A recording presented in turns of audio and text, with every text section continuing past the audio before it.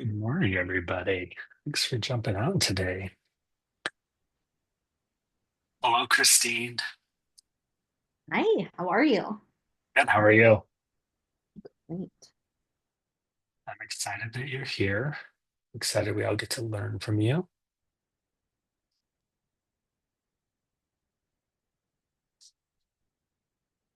You're not excited back? Okay. Can take it.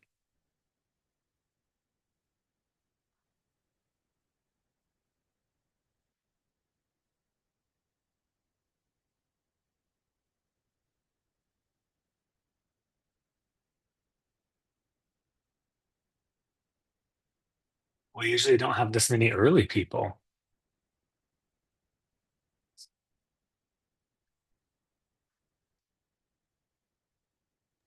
Good morning. Good morning, Alex. How are you? I'm well. How are you guys? Okay. Um, we've been talking about how cold it is in Denver. Our furnace broke last night, so it's a little chilly in the house. So, Brutal. oh, yeah. Do you have like a backup heater? Well, luckily we have two HVAC systems, so it's not terrible, but my bedroom was real cold all night. So, Mm, we were running three portable heaters, and then we looked at electricity bill, which like tripled. And then I was like, we should just run the gas. But you know, sometimes people have an idea on what works. okay, so just as a little freebie before we get started, Alex Yu is the person who won't get cheese on his hamburger at a That's drive-through right. because he has cheese at home. So if you're wondering how cheap he is, that's It's only for that though. Uh, I have valeted a lot recently because if I look and there's no parking, it's valet. that's good. Instead of making your friends ride in your car for 20 minutes looking for a spot. Well, the place was literally across the street, but we still valeted. Remember that. Good. I do. I do. Oh man. All right. Well, it is 10 o'clock. Let's get started here. People are still jumping in, but we're going to go fast and furious like we always do, 29 minutes. I'm going to do a quick intro.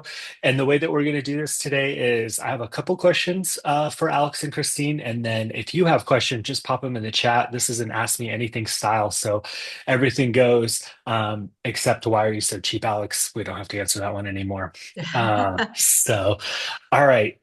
So real quick, both of these people are people that I look up to a lot. Alex Yu, amazing team leader in Orange County. Christine Smith, you've seen her on here a few times, runs Convert with Christine, has a great team, moved from Phoenix, launched the first Zillow Flex team in Phoenix, now is in Orlando. So thank you both for being here. I appreciate you both so much. So, first question for you, and I'm going to have you go first, Alex. What do you wish that you knew 5 years ago that you know now in running your real estate business?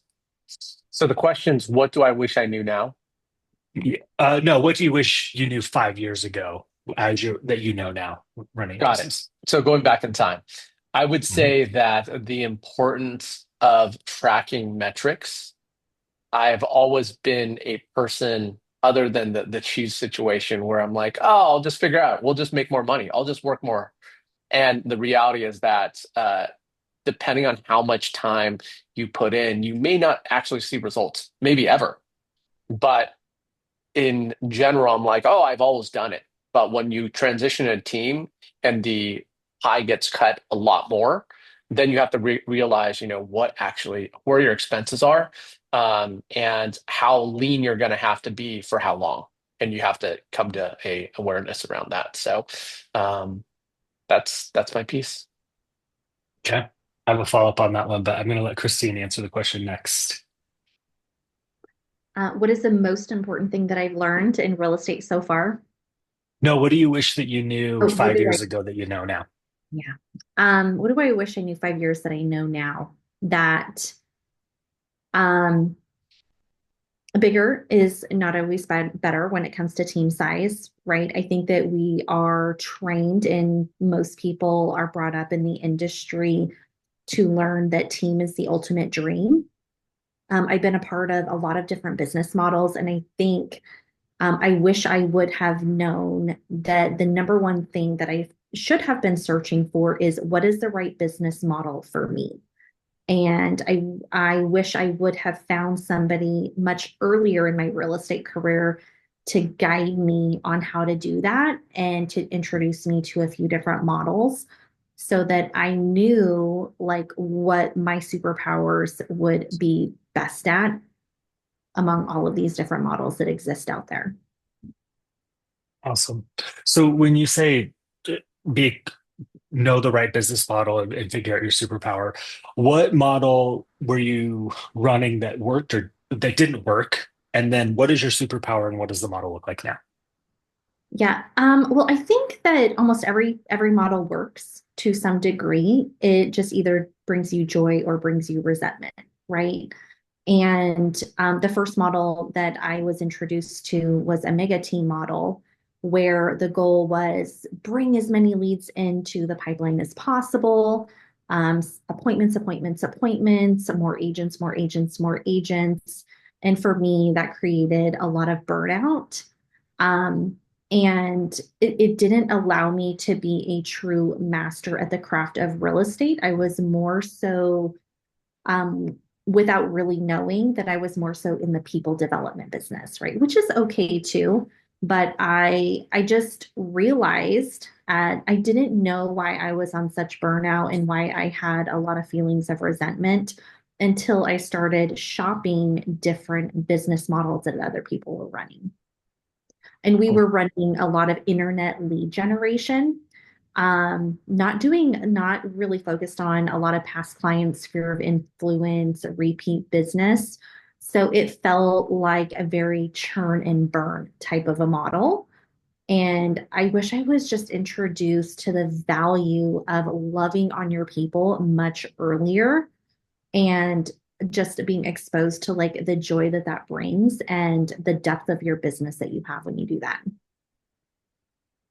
I love it. Introduced to loving on your people earlier. Um, so Alex, back to you on your metric talk. So you wish that you would have known to track and measure your metrics sooner.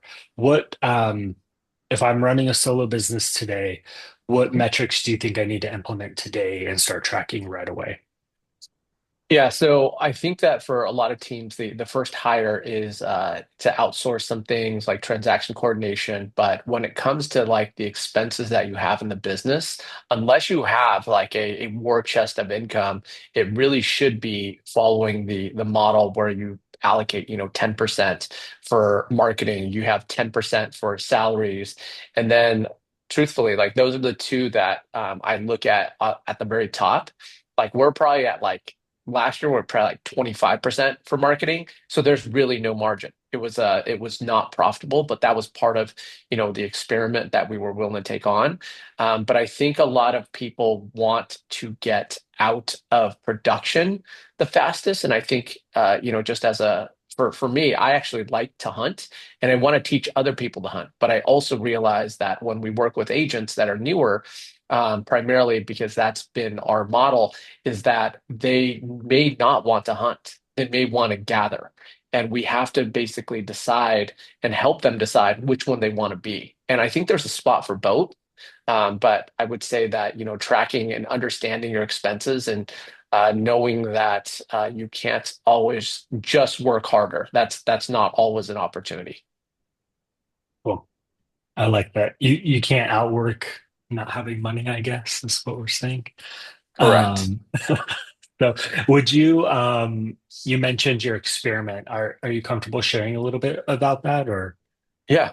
So on average, I had between 4 to 7 people on my team. So last year, I was like, okay, well, it's going to cost $250,000, which is honestly exactly what I made the year before that. But we brought on someone full time to recruit. That was a $150,000 a year salary, and basically is a 9 month project. And then we were just going to spend a lot of money on Indeed. We were going to find ways to bring people in the pipeline. We're spending a lot more money on leads, and we tried it over, that 9 month period. So now we're looking back and seeing how that worked. And I will tell you financially, it was a loss, which is kind of what we expected. But I wanted to test it and see if there was the systems built in. And that's where I ultimately have a lot more awareness where the new agents that we're bringing in today are either going to be hunters or gatherers. And the reality is that they have to kind of self-select them and self into a pocket, but the ones that are gatherers are going to be working their way through the showing model to kind of learn the business, and they have to have the financials to do so. But they really want to learn first before they act. And there's other agents that want to come in and they just want to, go out there and work. And that's where I am. That's basically my how I'm kind of built. So I will tell you that it's a very expensive experiment. But now looking back, I will tell you that I would have done things a little bit differently. So right now we're scaling back, and the agents that are not able to service at a high level or hunt, those are the ones that are not going to make it because we can't slow down based on certain people. We have to focus on the skill sets that I have, and I have to build the business around me. Similar to what Christine said. Well, thank you. We have a question on, can you define hunt? So what do you call hunters versus gatherers? How does that work out? So when some people like to prospect and aggressively build their business off of prospecting, that I will call cold call expired. I will cold call, for sale by owners and circle prospect, all day long. But what I will tell you is that a lot of people, a lot of other agents I've met, they want to build their business off of their sphere of influence, which is totally fine. I think that's definitely a way to do it. The challenge with that business model is that it is absolutely not scalable. During COVID, a lot of people had really good businesses. But until the tide went out and the rates went up and the prices went up, then they just didn't have a business model. And then they consistently had some of the worst years. So, what I know is that it has to be a blend of both. But mine is not only based on my sphere of influence because you can't force someone to give you a referral. So I think that that's one of the things that a lot of people don't see. So, prospecting would be hunting. Okay, Mhm. cool. And then a gatherer would be, Someone that if they're given a lead and that some of the relationships that we have, we basically get pre-approved buyers. They're already pre-approved. All we have to do is service them at a high level, walk through a buyer consultation, and get them ready. And they're ready to go. They're ready, pre-sold in a way. But if all their job is to go ahead and gather those opportunities and show them homes, and then perform our process, if that's all they're going to do, that's okay too. But we have to see where they kind of sit. But there are standards on the team, as well as part of our equation. so cool. Thank you. I'm going to kick this one to you, Christine. So Terry said most of the clients that I sold in the last many years are in the same house and have no desire to move anytime soon. So thinking from a solo perspective, how do you grow your list or grow your client list when you have these people who aren't moving because they're stuck in their rates or whatever it is? I wholeheartedly agree with Alex. You have to have a mix of both, doing some sort of active lead generation as well as loving on your past clients and your sphere of influence. If you're just getting started and you think that you can grow a business off of your past clients or sphere of influence in 2024, where rates are really high, over 7%, you're probably going to need a massive database of past clients and sphere of influence. Probably a much larger, I would say 3 to 4 times the size. If your goal is to do something like 20 deals a year, then you would have needed like 3 years ago, right? So continuously lead generating. And I think it's really important to find, and Alex did us all a favor. He spent $250,000 so that we don't have to really think about, do I want to lean into lead sources that require me to go hunt and kill more, right? Or do I want to lean into, and those are usually lower cost leads, higher effort. Or do I want to lean into lead sources that require more a relationship? And those oftentimes can also be low cost, but higher effort. So love, love. Thank you so much, Alex. I think that analogy is so spot on, like hunting versus gathering. And as a solo agent, I think that you really have to decide which is your model. Are you going to be more hunting or more gathering? Either one is okay. But if you don't have clarity from the beginning, you could end up going into debt $250,000 trying to figure it out and like never really knowing what you're doing because you're trying a little bit of everything. Okay, cool. Um, just if you're comfortable sharing, how big is your list and what does your transaction count look like? Yep. So last year our production was down about 30%. We closed out the year with about 37 transactions. My team is super small. I have two buyer agents and I have one, I call her a production partner. Alex is calling this role more of a showing agent. So my business model is not necessarily to recruit or have more buyer agents. Those people are simply with me because they just happen to be right people. And we decided it's more fun to do this together than by ourselves. They are hunters, right? They are not here for me to drop them food and go eat it. They are all about learning how to lead generate on their own. Um, what was the second part of your question? What's my business model today and how many people? No, I was, how big's your list and how many Oh, transactions? how big is my list? I actually did not know this until a couple of days ago. I thought it was much bigger than it is. And we just purged due to TCPA rules. I just told my VA to go in and literally delete everybody who's marked as bad phone number, bad email address, but we have just 3,000 people in my CRM that have either an active phone number or active or good email address. Okay, so you purged, but really you had about 3,000 people that you were marketing to effectively over. We had about 4,000. I purged about 1,000 of them. Okay. So we can assume that you get about 1% of business from your list every year. If you did 37 transactions, 3,000 in the list. You could say that, but I will tell you that about 20% of our business is past clients' sphere of influence, and probably about 15% of our business is agent to agent referral. So when you Okay. start like segmenting out lead sources, that very hunting type of a model, those types of leads are probably an even lower conversion than that. Okay, cool. I'm going to go to you, Alex. We had a question of what systems and CRM are you using? So I think let's go CRM first and then talk maybe a couple systems for solo agents.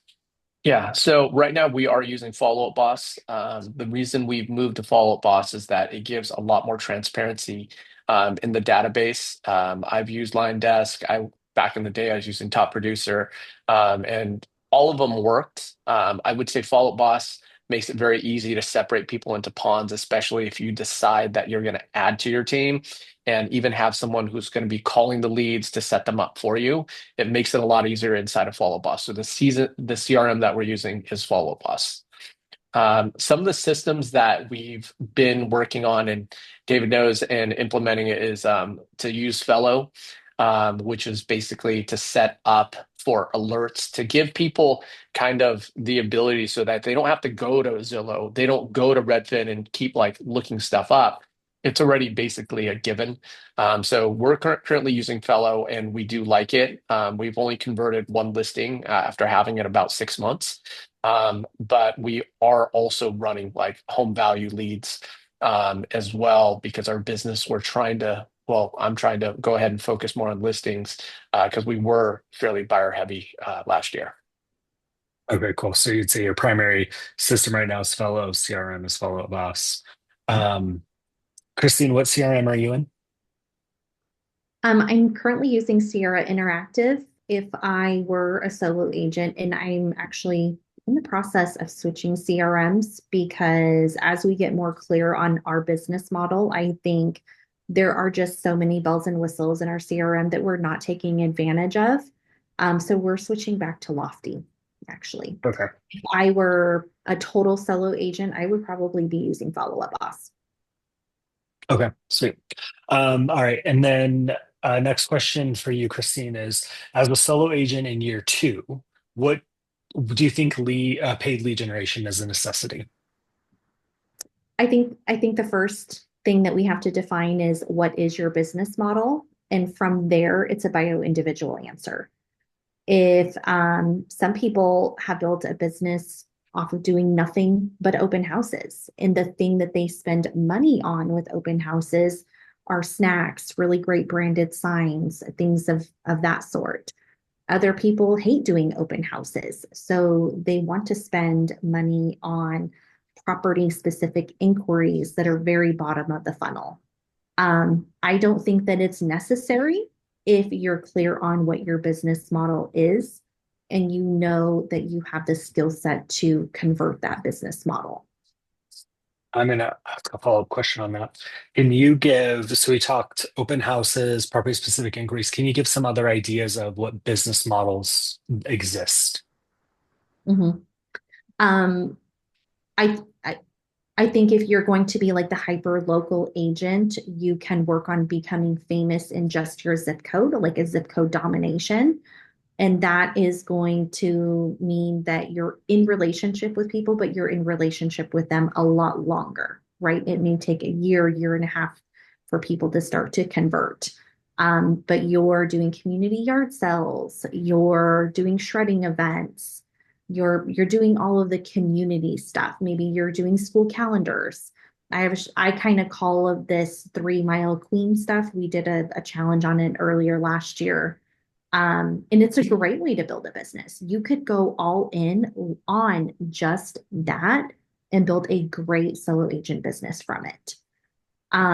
Or you could purchase leads and you could get to deals much more quickly. You're going to have to spend some cash up front, but you speed up and you accelerate the sales cycle, like realtor.com, Zillow, Trulia, things like that, where people are calling you and they say, hey, I want to see 123 Main Street. Some other models are you go all in on Google pay per click. If you love working with relocation clients, that is a business model in itself, right? But those leads are going to probably be kind of mid, maybe like six-ish months to convert, depending on your market. So you really, I think, have to decide how long are you willing to wait for a paycheck? Are you able and are you good at implementing like a long-term nurture system? And do you have cash to put into the business? Okay, cool. Thank you. Alex, how would you describe your business model?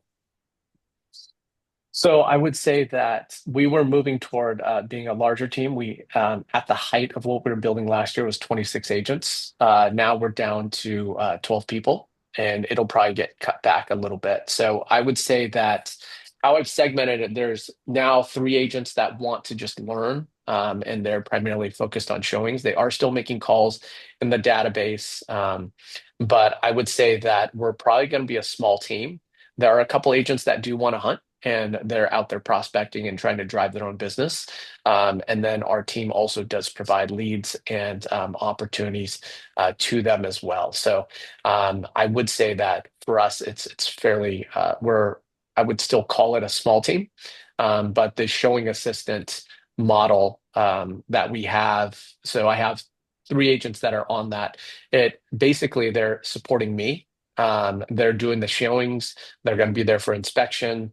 And the reason is that that also increases the profitability because they only get a smaller piece of the pie, but they are basically getting paid to learn, which is something I wish that I was able to get when I first started.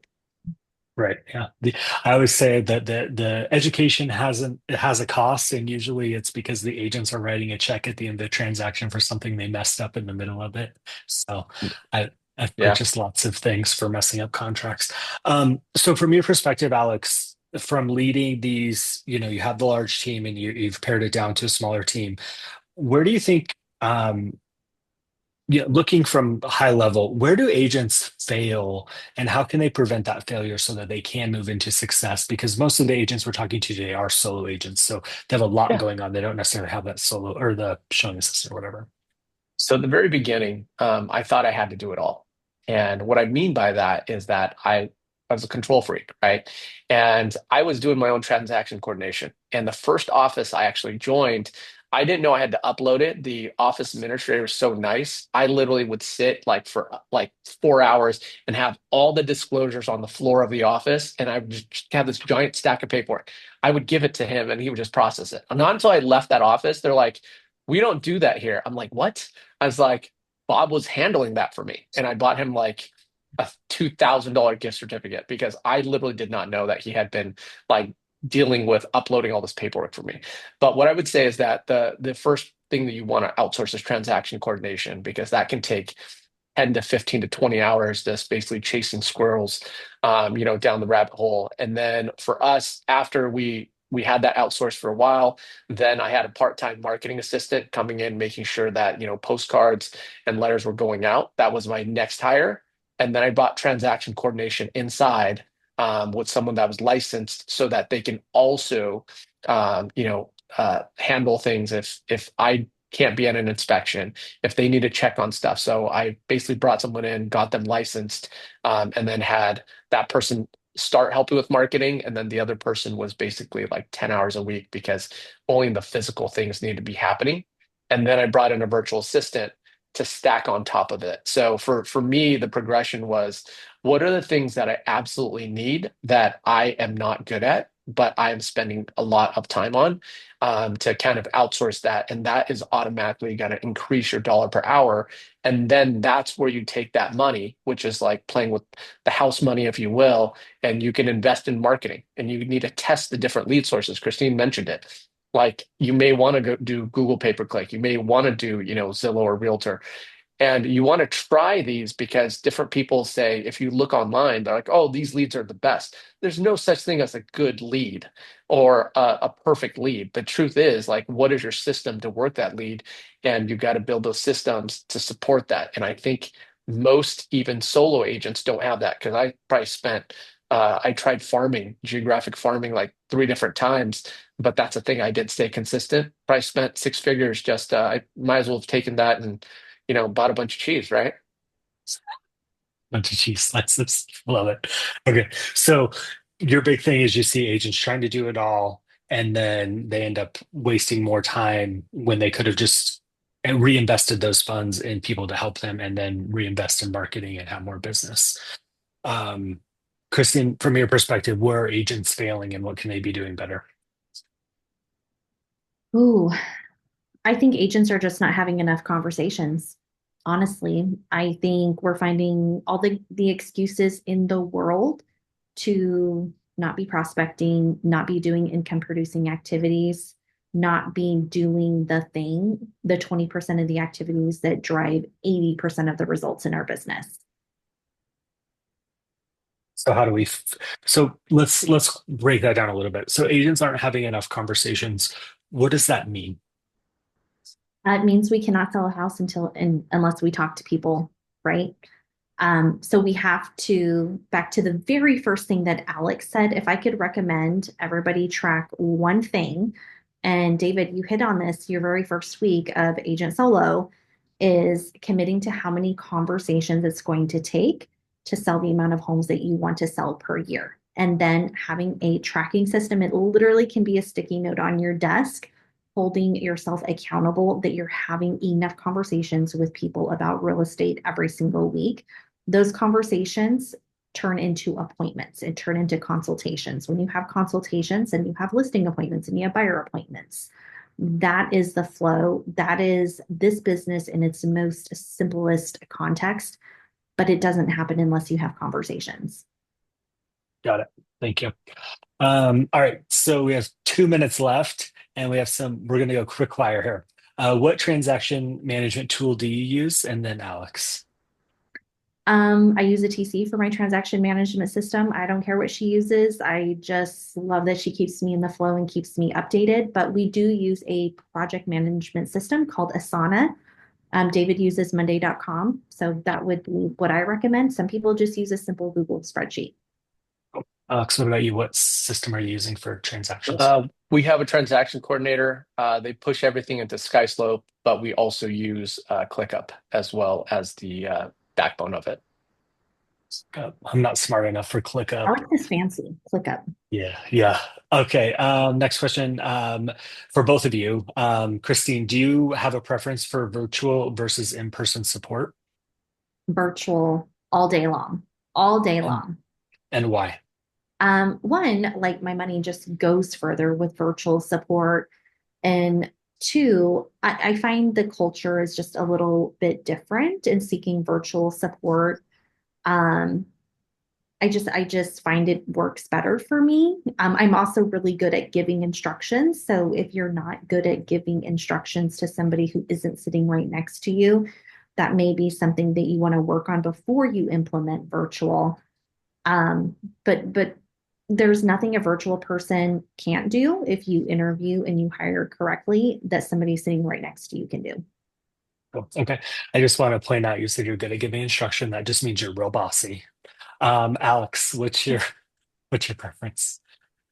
Well, we have both, but I will say that there's certain things that can only be done physically, like when we're heavy on the mail and postcards, that's a physical thing. But we actually have both. The virtual assistant side of things, I have one person, their job is to create systems. Because Christine likes doing that, I do not.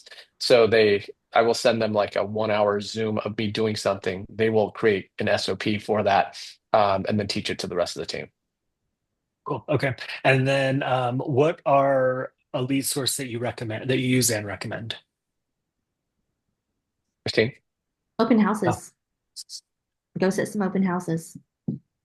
Yeah, it's the least expensive way to generate real live opportunities. If you've ever watched any mob movie, the hardest thing to get rid of is a body. So the reality is this, like that's the best way to go ahead and generate opportunities. And they're But bottom of the I mean, funnel. exactly. And they're top of funnel, they physically showed up. It's just what it is. But we also generate we do Google pay per click off Sierra and what have you. So there's a few, but open houses are usually the best. Best ones for both of you. Cool. Least expensive. All right. We are 1 minute over already. So I just want to thank you both for being here so much. In the replay, I'll share how you can get in contact with Christine or Alex. And thanks everyone for being here. This wraps up our first track of Art of Flying Solo. I hope everyone has an amazing day. Thank you. I guess.